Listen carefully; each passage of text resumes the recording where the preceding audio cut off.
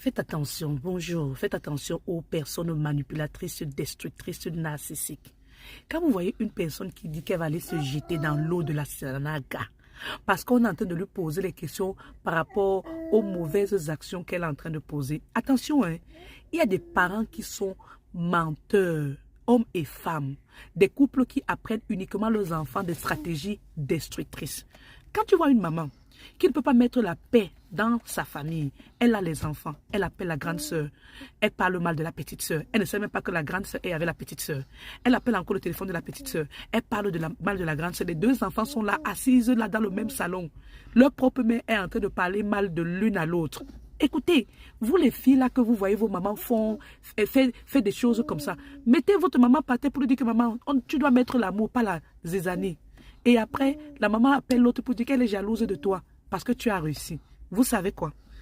Quand tu vois une maman qui n'est pas là pour construire mais pour détruire et qui a l'intention de diviser pour mieux régner, sachez que c'est une stratégie du diable.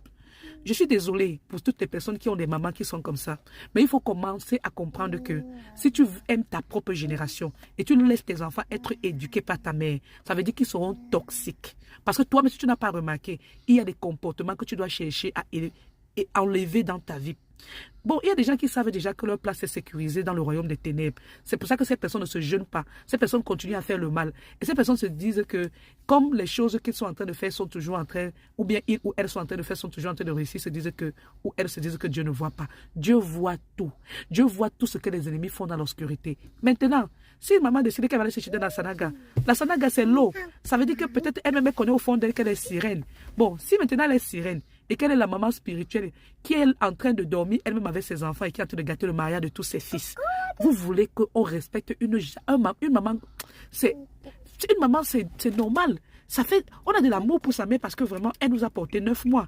Mais je vais vous dire une chose, dans Jérémie 1, il est écrit quoi? Avant que tu ne sois formé dans le sein de ta mère, je te connaissais, je t'avais déjà établi prophète des nations. Ce genre de maman, elle va détester l'enfant qu'elle sait que cet enfant a la lumière. Elle va amener tous les frères et les sœurs à détester cet enfant.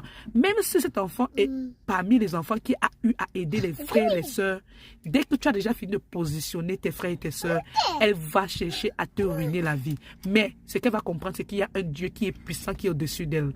Alors je vais dire à une personne aujourd'hui, si ta maman est comme ça, sache que tu as le devoir de l'amener vers Jésus-Christ. Parce qu'il y en a qui vont même à l'église. Hein. Parmi ces mamans-là, elles font même partie des groupes de l'église.